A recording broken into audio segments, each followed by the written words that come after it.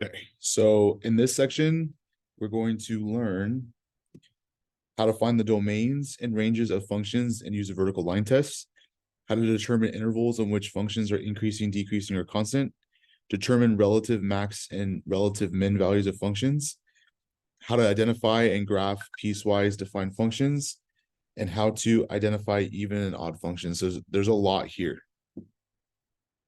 So the first thing we're going to do is we're going to look at this graph. So the directions for this say, use the graph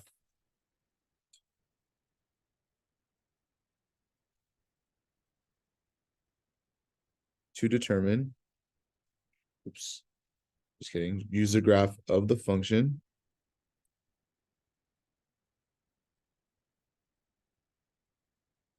shown to find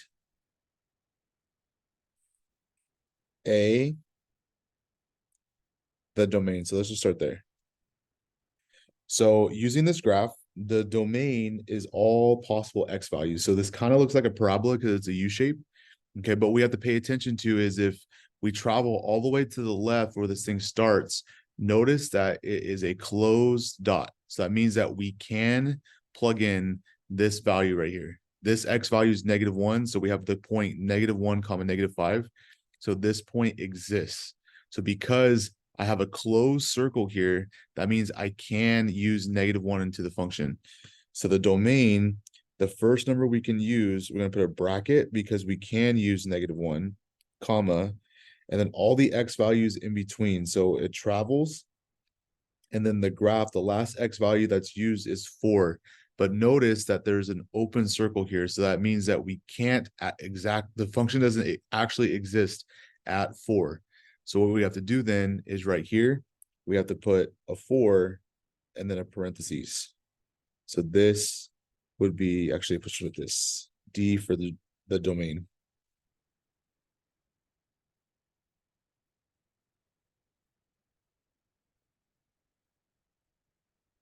Okay.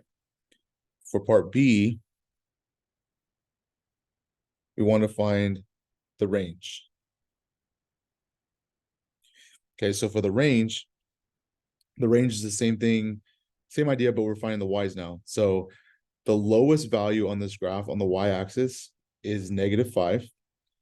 So the range, because it's a closed circle, is going to be bracket -5, comma, and then if we look, the highest y value that's used is 4, and then it's a closed circle, so we can also use that value. So the range would be -5, comma 4 with also a bracket. For part C, we're going to find the values f of -1 and f of 2. Okay, so we don't really get a lot of practice of this in our other classes, math 2, math 3.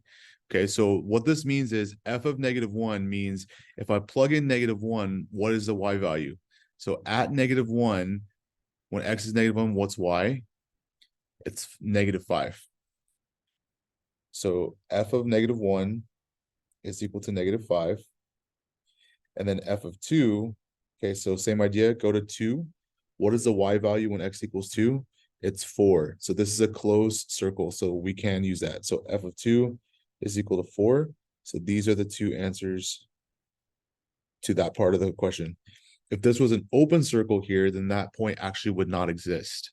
So that's something to keep in mind going forward into this class and then later calculus. Okay, example 2, finding the domain and range. So use the graph of f of x is equal to 3 minus x squared to find the domain and range. Okay, so I'm going to go ahead and switch real quick to the calculator. Okay, so if I go to y equals, it wants us to find the graph of 3 minus x squared, and then I'll hit graph. Okay, so this is the graph. I can even zoom in if I want by clicking on zoom and then zoom in. Okay, and then if I hit 0, 0, see how it's highlighted at 0, 0. If I hit enter, it's going to zoom in even more if I wanted to. But if I don't like that, I can hit zoom 6 and then it zooms back out. Okay, well, we can clearly see that this is a U-shaped graph. So it's a parabola. So the domain of all parabolas, as we remember from last year and math 2, is all real numbers. Okay, for the range though, what is this value right here? So it looks like it's at 0. So if I zoom in,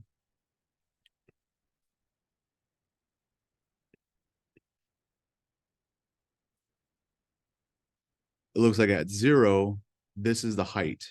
So what is the value at 0? If I hit trace and I can type in 0, if it wasn't already highlighted for me, it tells me at 0, the height is 3. So the max, the highest point of this parabola is at 3. So the range is going to be everything that is less than 3. So negative infinity all the way to positive 3. So going back to our notes.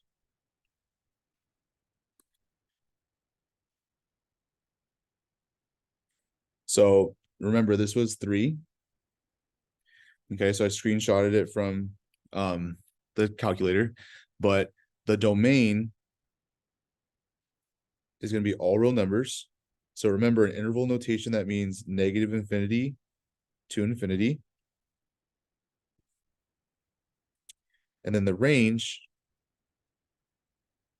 okay, it's going to be 3 and then everything less than 3. So negative infinity all the way to positive 3.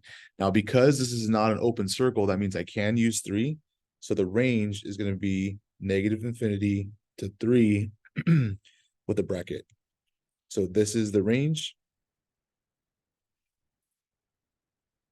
And we're done with this question. For part B, they want us to find, let's use black. Find the domain and range of f of x is equal to the square root of x minus 4. Okay, so to put this into our calculator,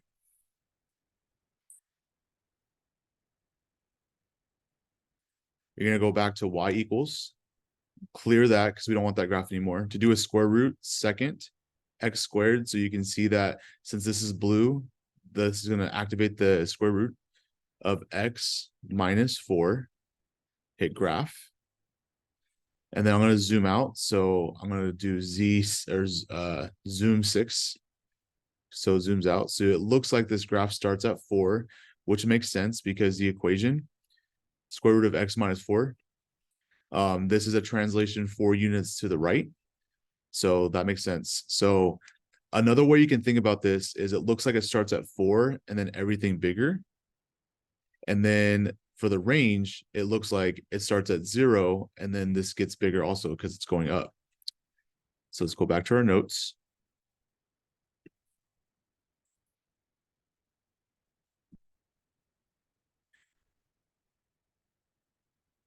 So this is 4. So the domain is going to be 4 to infinity. Then the range is going to be 0 to infinity. Okay. We kind of talked about this when we did the parent function graphs, but this gets bigger painfully slowly, but it is increasing towards infinity eventually. This graph, remember, we can't take the square root of negatives, but we can take the square root of 0 or bigger. So remember, you set the inside greater than or equal to 0. And if you solve, you get x is greater than or equal to 4, which translates to the 4 comma infinity with the bracket around the 4. So this domain makes sense based off the graph and also algebraically if we solve this.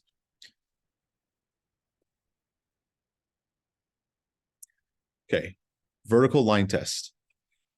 So this is something that you guys saw way back in math 1 and you guys haven't seen again since. But a set of points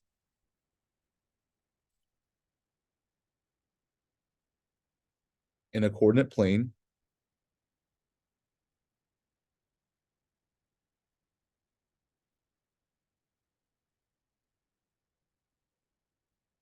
is the graph of a function of x if and only if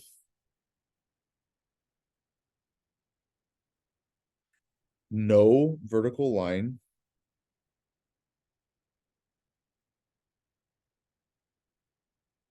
intersects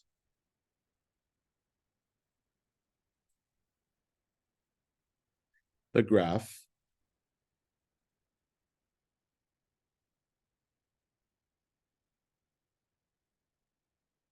at more than 1 point.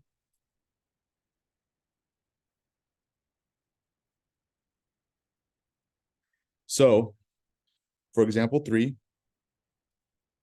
we're going to use the vertical line test. And if you guys want to abbreviate that, you can, but we usually use VLT. When I teach math 1, that's what I show them. But use the vertical line test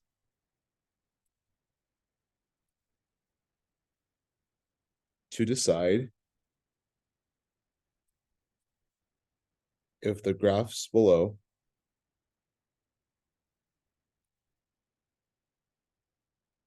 represent y as a function of x.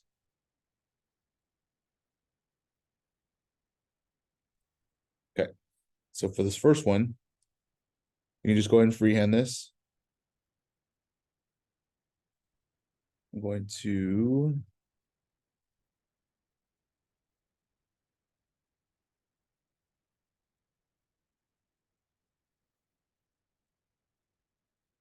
so draw a point at 4 comma negative 1, 0 comma 1, and then 4 comma 3. And we're going to draw something that looks like that. Okay, so vertical line test means that I can draw a vertical line through any point on the graph and that never will touch the graph twice. Well, clearly, this graph right here, if I just draw a vertical line like this, notice that this blue line crosses the graph here and it crosses the graph here. So if that happens even just once anywhere in the graph, this is not a function. So no, this fails the vertical line test, because if you guys remember in 1.2, we talked about each input can have exactly one output.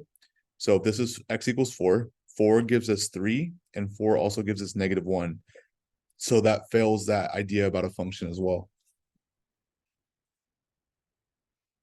For part B, you draw something that looks like this.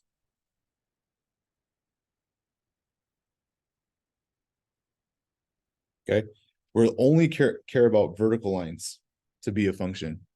So if I draw a horizontal line, that means something else, which we'll see later. But anywhere I draw a vertical line, anywhere in this graph, it's never going to touch the graph twice.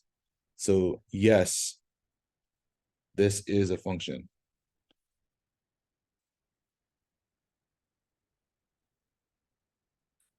Okay, increasing and decreasing. So a function f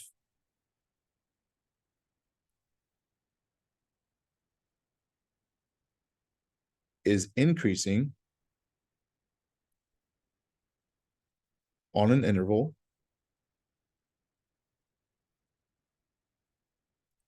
when for any x1 and x2 in the interval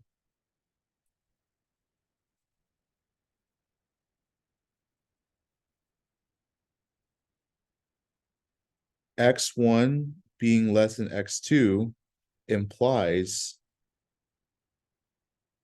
that sorry, f of x1 is less than f of x2. Okay, so what this means is increasing, think about it, means getting bigger. For any x that's greater than the x before it, that means that the y value is going to be bigger than the one before. And we're going to draw a picture so you guys can see what I'm talking about. A function is decreasing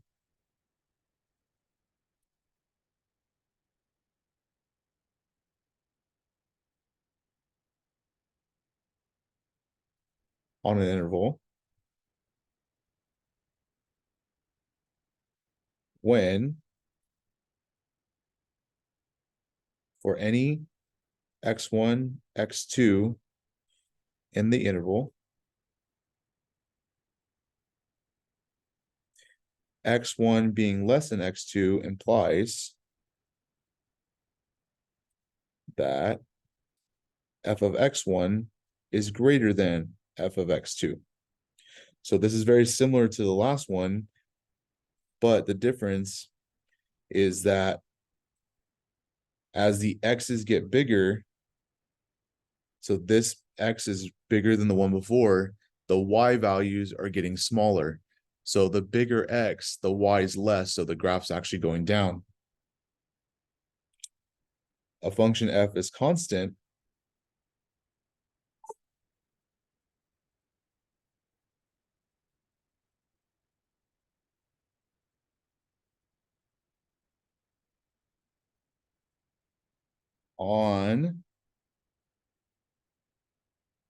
on an interval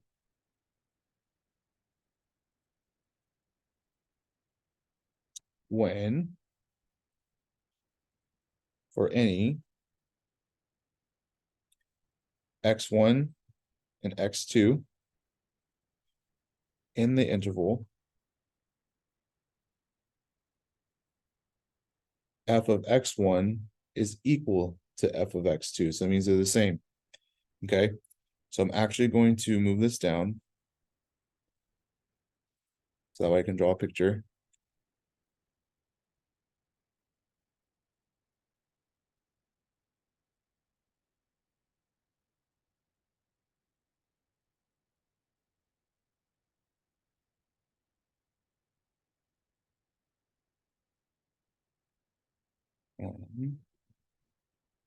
But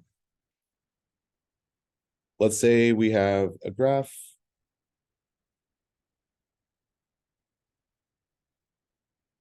Okay, and let's say the graph looks something like this.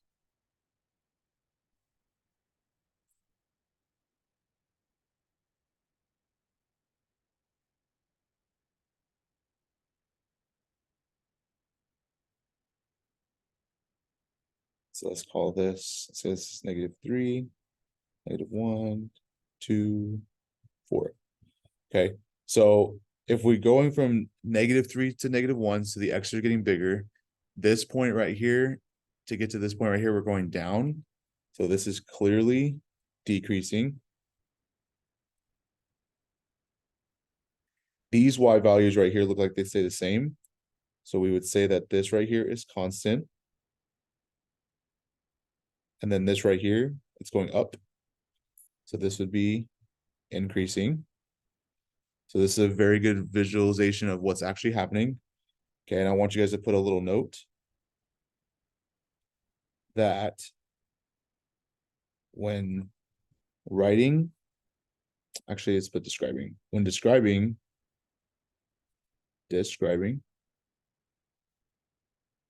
intervals of increasing, we can abbreviate INCR, decreasing or constant.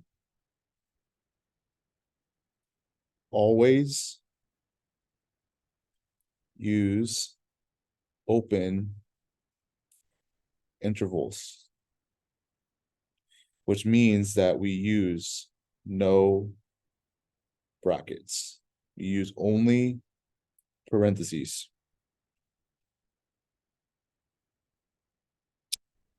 Okay, so example.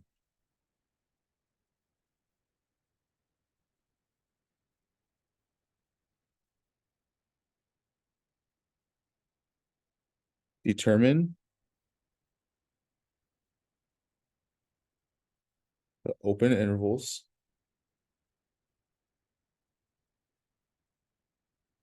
on which the function is increasing, decreasing, or constant. So for part A,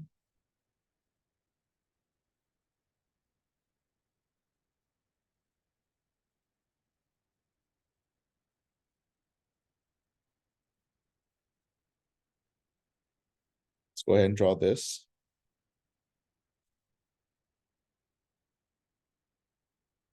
Something like that. Okay. So going from left to right, the graph looks like it's constantly, steadily, always increasing. Okay. So we could say that this graph is increasing everywhere. So from negative infinity to infinity. The graph doesn't look like it's ever constant. So for the constant interval, we're going to say it doesn't exist. And it doesn't ever look like it's decreasing. So for the decreasing interval, we're also going to say it does not exist.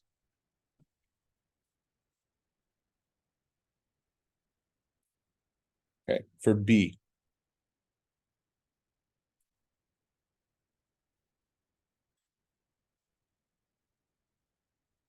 You draw the point -1, 2, and 1, -2. And then we're going to draw something that looks like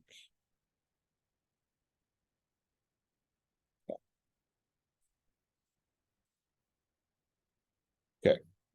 So if this is the point -1, 2, this is the point 1, -2. Well, this graph looks like from negative infinity, because it's coming from this way, all the way to -1, the graph's going up, and then it stops.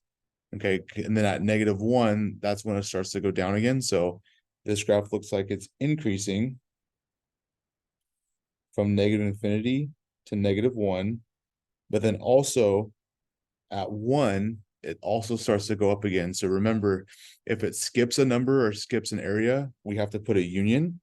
So U, and then it starts increasing it at 1, and it looks like it always goes up after that. So 1 to infinity. For constant, it doesn't look like it's ever flat. So we're going to say it doesn't exist. For decreasing, it looks like it's only decreasing right here. So it's only decreasing between x equals -1 to x equals 1 before it starts to go up again. So it's decreasing on the interval -1 to 1. For part C, we're going to draw the point 0, 1. We're going to draw the point 2, 1. And then we're going to draw this.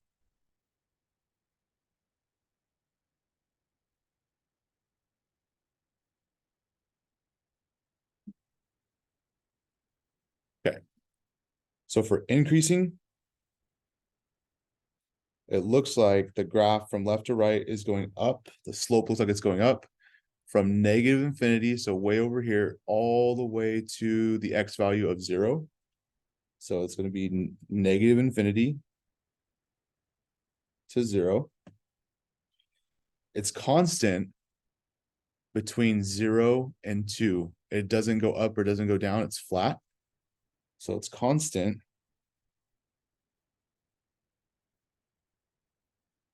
between x equals 0 and 2. And then it's decreasing from 2. So make it consistent by making it gray. From x equals 2 all the way to positive infinity.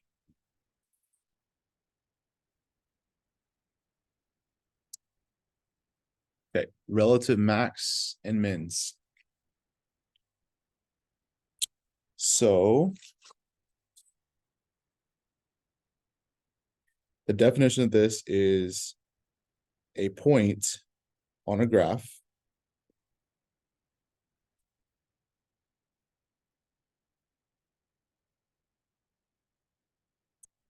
where a function changes its increasing, decreasing, or constant behavior. Now, this is a really important idea. This is a really important idea that will come up again when you guys take calculus. So if I draw a graph, I want you guys to draw something that looks like this. Oops, let's go ahead and do this.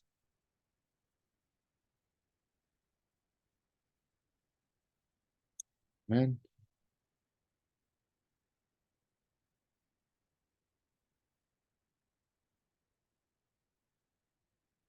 Okay, so the easy way to think about this is it changes directions at like the top or bottom of little hills, kind of like these are like little parabolas. So like right here, it's going down and then stops and then starts to go up. So this point right here, so I'm going to draw them in red. This point would be a relative max or min. This point would be a relative max or min. And this point would be a relative max or min. Okay, so because it looks like it's the bottom and then it kind of curves up, if you guys see that, it kind of looks like a bowl. This would be a relative min. And so would this, because it curves like this, like a bowl, and looks like the bottom. So this right here, we call this a relative min. Since there's more than one, we call it relative minima, because we don't say minimums, it will be minima. This right here, because it's like the top of a hill, this would be a relative max. Okay, so we can use a graphing calculator to type in a function and determine whether or not it's a relative max or min. So use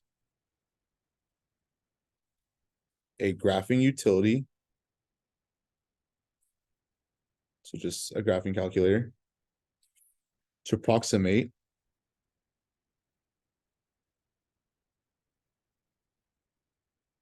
the relative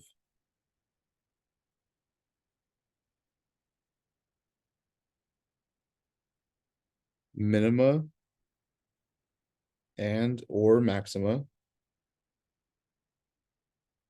because there could be both, of f of x is equal to negative x cubed. Actually, just kidding. 3x squared minus 4x minus 2. So using a graphing calculator, I'm going to type this into my calculator. And it's going to look like this. Okay. And I already have it set so it tells you what it is. But where did this come from? So this would be a really good video to rewatch if you're not sure how to do this. So on your calculator, so it's 3x squared minus 4x minus 2. Hit graph. Okay. It looks like the relative min, because it's a parabola. This looks like it's about right there. So I'm going to zoom in.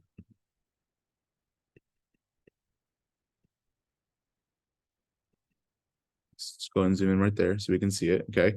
So if I want to see where this is, I know this is a min right there. So I want the calc button. You're going to hit second calc, and I want a minimum. So I'm going to scroll down to minimum and hit enter. And then I want the calculator to approximate it right here. So what you have to do is you have to pick a point to the left and a point to the right, and your calculator will calculate this exact point. So if I just go to the left of where I think the min is and hit enter, and then scroll to the right of where I think the min is. So something like that, and hit enter. And it says, do you want me to guess?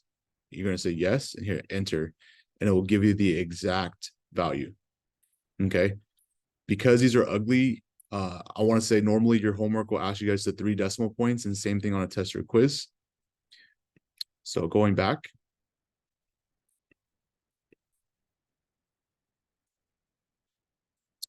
To our notes.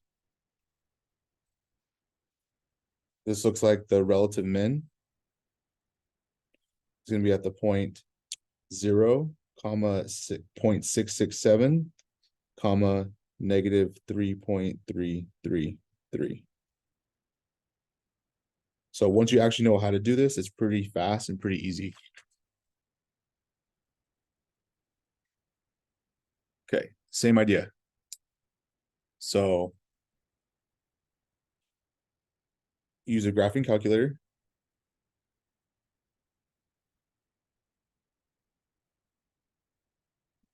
To approximate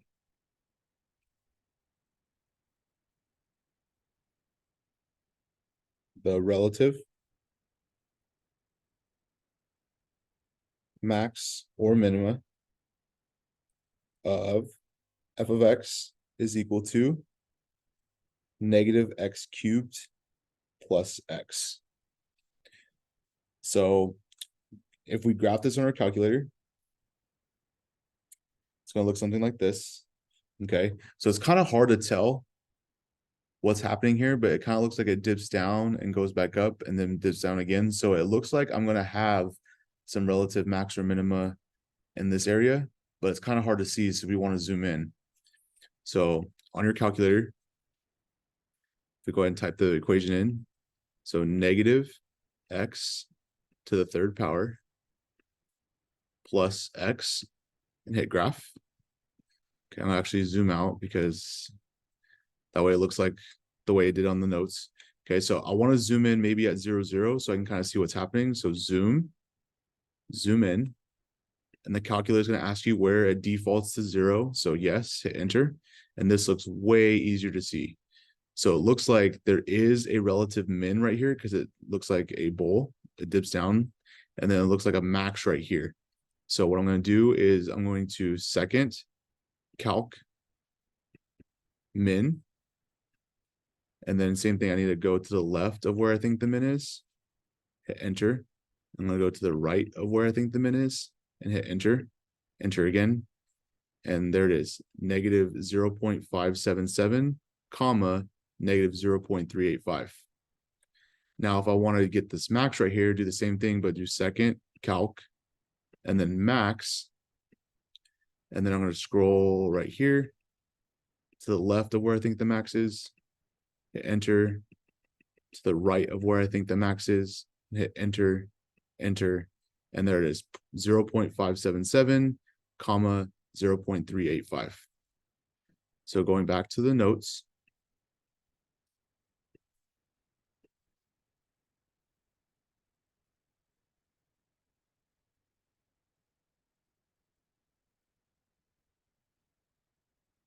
the min we said was negative 0.577, comma, negative 0.385 if we round it. And the max was similar but positive, so positive 0.577, comma, positive 0.385.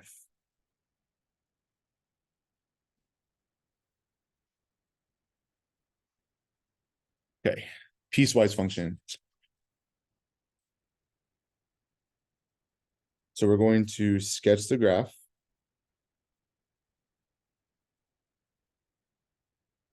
of f of x is equal to 2x plus 3 when x is less than or equal to 1, negative x squared plus 4 when x is greater than 1. Okay, so we talked about this in 1.2, but the domain matters. So we use this function whenever x is less than or equal to 1. We use this function when x is strictly greater than 1.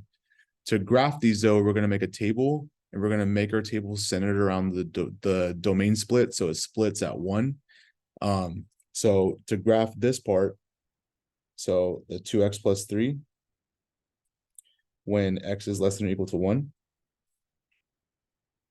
So I'm going to make an xy table. Less than or equal to, so I'm going to pick 1, 0, and -1 because those numbers are smaller than 1. So if I plug in 1, 2 times 1 is 2, plus 3 is 5. 2 times 0 is 0, plus 3 is 3. 2 times -1 is -2, plus 3 is 1. So the one thing we have to remember is that 2x plus 3, this is going to make the equation of a line. So when I graph this, it shouldn't be bending or curving. I should be drawing a straight line. So right here, the point 1, 5, because this is less than or equal to, that means I'm going to draw a solid point at that value. So 1, 5. It's going to look like that. 0, 3. And then -1, 1. So we said it's going to be a line. So I'm going to draw something that looks like that. Then for the other part, -x squared plus 4 when x is greater than 1. Okay, now I know we're using strictly greater than 1, but we still need to know what it looks like at 1 for this graph. So I am going to start the table at 1. You guys will see why here in a second. So I'm going to start 1 and then numbers that are bigger. So 2 and 3. So if I plug in 1 into a calculator, you're going to get 3. If I plug in 2, I'm going to get 0. And if I plug in 3, I'm going to get -5. So because this is strictly greater, this point right here, 1, 3, actually doesn't exist. So I'm going to put an open circle at that value. So 1, 3 is going to have a hole.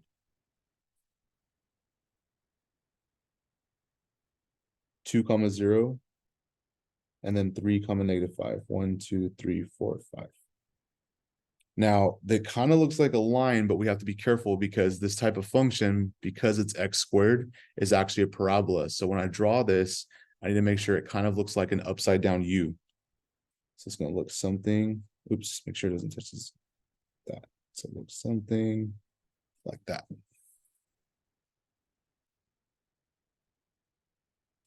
All right, last example.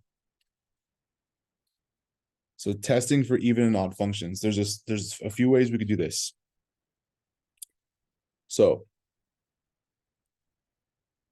the graph of an odd function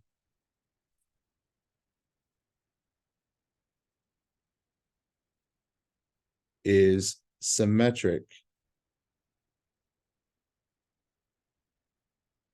with respect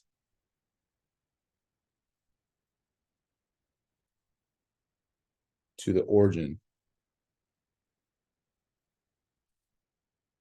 Okay, we'll see an example of what that looks like here in a minute. The graph of an even function is symmetric with respect to the y-axis. Then algebraically, so if we don't have a graph or we don't want a graph, so algebraically, a function is odd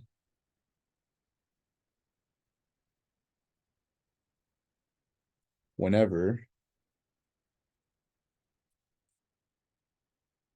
f of -x is equal to -f of x. Then algebraically,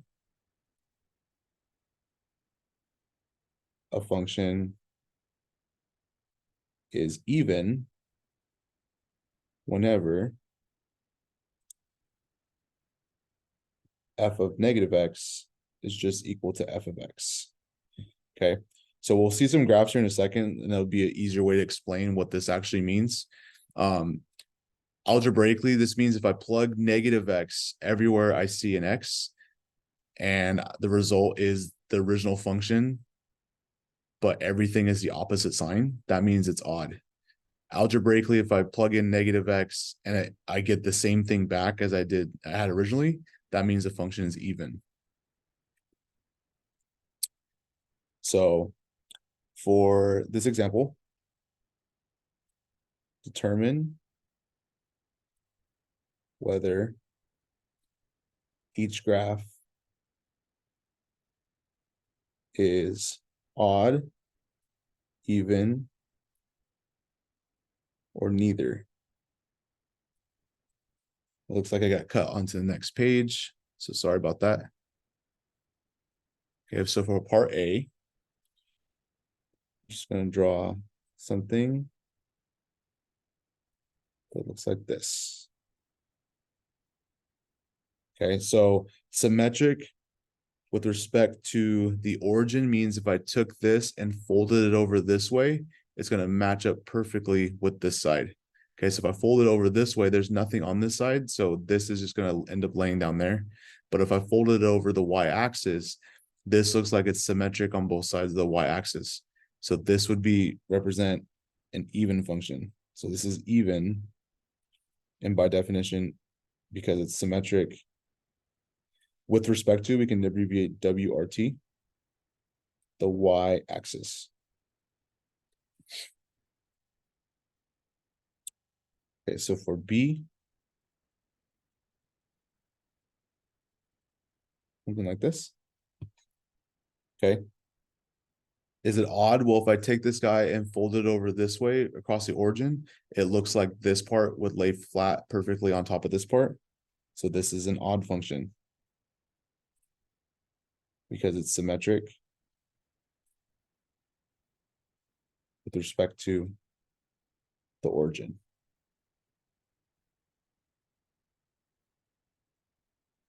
For C, I'll give you guys something like this.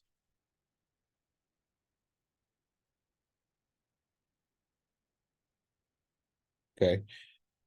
Is it odd? Well, if I take this part and fold it over the origin, is it going to be symmetric? No. If I take this part and fold it over the y-axis, is it going to be, are they going to be symmetric across the y-axis? No. So this is neither. For D,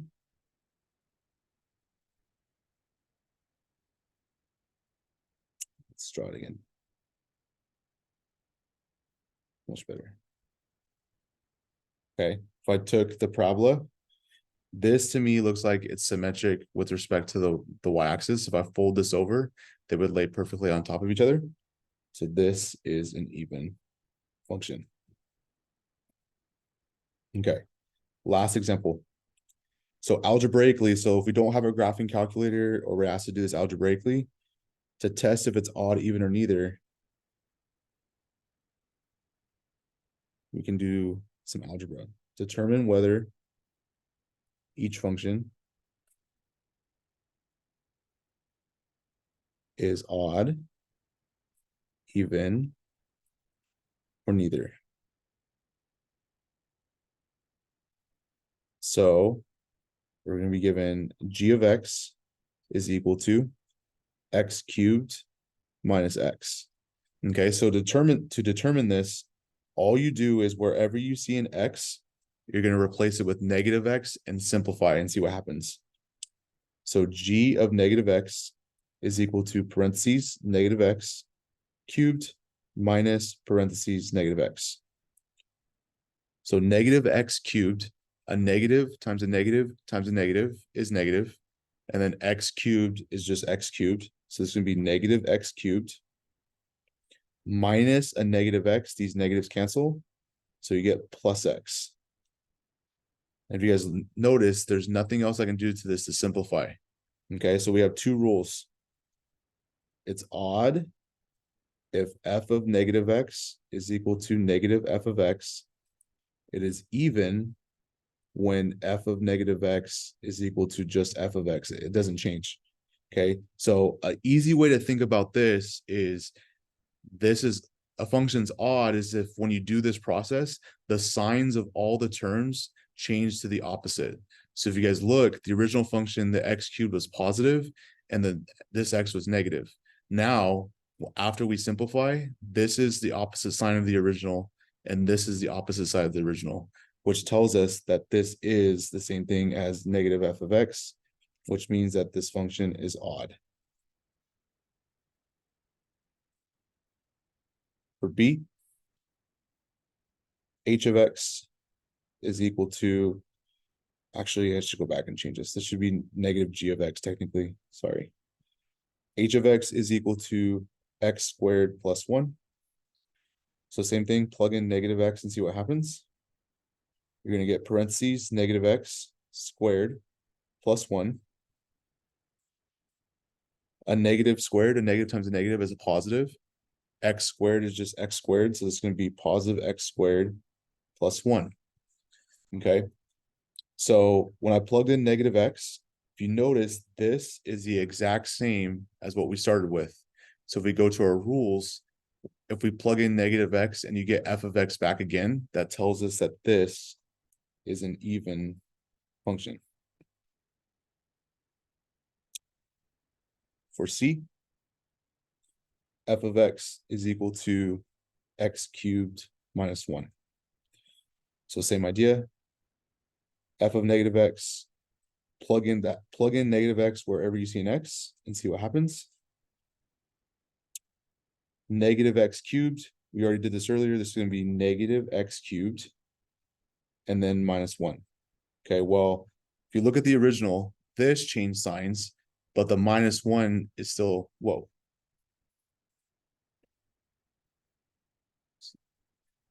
The minus 1 stayed the same. So because it can't be odd, because for it to be odd, every term had to change signs and only one term changed signs.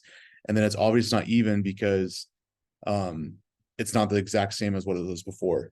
So this is neither. And we are done.